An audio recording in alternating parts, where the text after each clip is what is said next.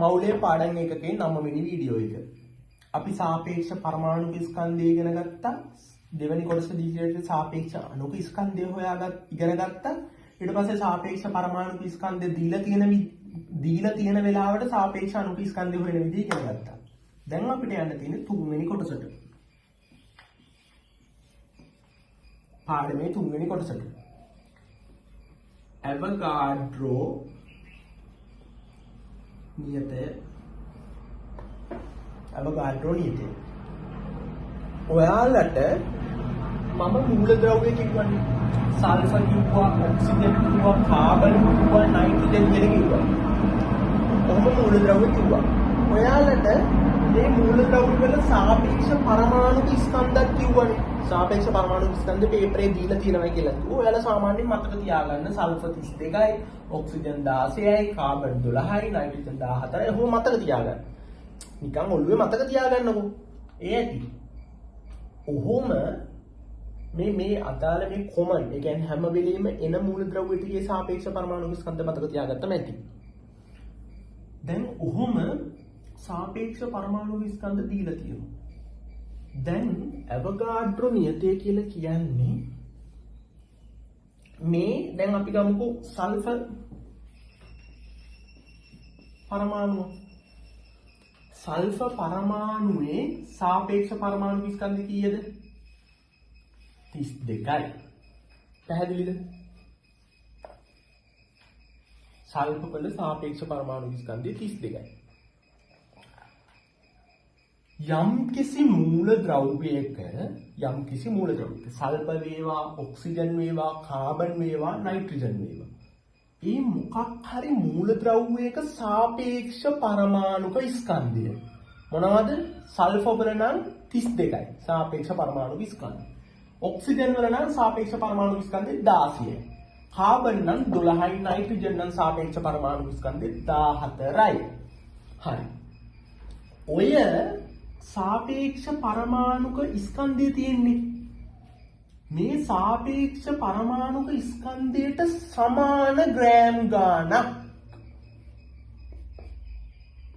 Sulphur වල සාපේක්ෂ පරමාණු ස්කන්ධය 32යි. 32ට සමාන ග්‍රෑම් ගාණ කීයද? ග්‍රෑම් 32යි. ඔක්සිජන් වල සාපේක්ෂ පරමාණු ස්කන්ධය 16යි. 16ට සමාන ග්‍රෑම් ගාණ කීයද? ග්‍රෑම් 16යි. නයිට්‍රජන් වල සාපේක්ෂ පරමාණු ස්කන්ධය 14යි. 14ට සමාන ග්‍රෑම් ගාණ ග්‍රෑම් 14යි. හරිද? ඔය මේ දැන් අපි හොයාගත්තේ මේ ග්‍රෑම් ගාණ. මේ ග්‍රෑම් ගණන් වල හැම එකකම තියෙන්නේ එකම උත්තරේ. සරලව කියනවා නම් තව දුරටත් පැහැදිලි කරනවා නම් සල්ෆර් ග්‍රෑම් 32ක් තියෙන්නේ x අගය. ඔක්සිජන් ග්‍රෑම් 16ක තියෙන්නේ x අගය. කාබන් ග්‍රෑම් 12ක තියෙන්නේ x අගය. නයිට්‍රජන් ග්‍රෑම් 14ක තියෙන්නේ x අගය. ඒ කියන්නේ දැන් අපි හිතමු මෙන්න මේ අගය දැන් අපි සල්ෆර් තරාදියක් ගන්නවා සල්ෆර් ග්‍රෑම් 32ක් දානවා. සල්ෆර් ග්‍රෑම් 32ක් දාලා මැන්නට පස්සේ එන්නේ x අගයක්. හරිද? අපි තරාදියක් අරගෙන ඔක්සිජන් ග්‍රෑම් 16ක් අරගෙන මැන්නත් එන්නේ x අගයක්. කාබන් ග්‍රෑම් 12ක් අරගෙන මැන්නත් එන්නේ x අගයක්. ඔයාලට තේරෙනවද මේ x එක නියතයි කියලා? අන්න ඒකට තමයි ඇවොගාඩ්‍රෝ නියතය කියන්නේ. හරිද? ඒකට ඔන්න ඒකේ මේ පැහැදිලි කිරීම අහගන්න. හරිද? පැහැදිලි කිරීම තමයි ඕනෑම මූලද්‍රව්‍යයක සාපේක්ෂ පරමාණුක ස්කන්ධයට සමාන ග්‍රෑම් ගානක ඇතුලේ තියෙන්නේ එකම පරමාණු සංඛ්‍යාවක්. සල්ෆර් ග්‍රෑම් 32ක් ඇතුලේ තියෙන්නේ එකම පරමාණු සංඛ්‍යාවක්. ඔක්සිජන් ග්‍රෑම් 16ක් ඇතුලේ තියෙන්නේ එකම පරමාණු සංඛ්‍යාවක්. කාබන් ග්‍රෑම් 12ක් ඇතුලේ තියෙන්නේ එකම පරමාණු සංඛ්‍යාවක්. හරිනේ? හරි. ඔන්න ඔහොම ඕනෑම මූලද්‍රව්‍යයක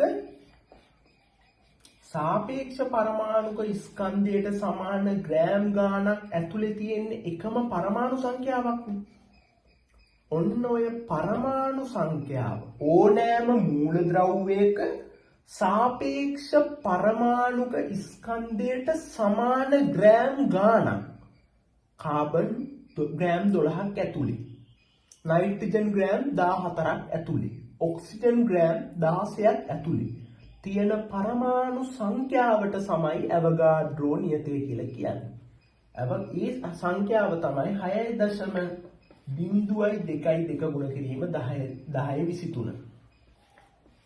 හරිද? ඒ කියන්නේ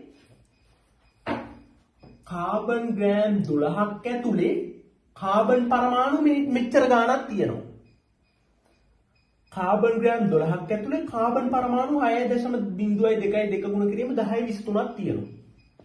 නයිට්‍රජන් වල සාපේක්ෂ පරමාණු ස්කන්ධය 14යි. ඒ කියන්නේ නයිට්‍රජන් ග්‍රෑම් 14ක් ඇතුලේ නයිට්‍රජන් පරමාණු මෙච්චර ගාණක් තියෙනවා. ඔක්සිජන් සාපේක්ෂ පරමාණු ස්කන්ධය 16යි. ඒකට සමාන ග්‍රෑම් ගාන ග්‍රෑම් 16යි. ඔක්සිජන් ග්‍රෑම් 16ක් ඇතුලේ ඔක්සිජන් පරමාණු මෙච්චර ගාණක් තියෙනවා. ඔන්න ඕක තමයි ඇවගාඩ්‍රෝ නියතය. හරිද? ඇවගාඩ්‍රෝ නියතය කියන concept එක සංකල්පය ඕක. ඇවගාඩ්‍රෝ නියතය හඳුන්වන්න පුළුවන් L අකුරෙන්, capital L අකුරෙන්. මේකත් පේපරේ අහන්න පුළුවන්. ඇවගාඩ්‍රෝ නියතය capital L. හරිනේ. ඔන්න ඕක තමයි ඇවගාඩ්‍රෝ නියතය කියලා කියන්නේ.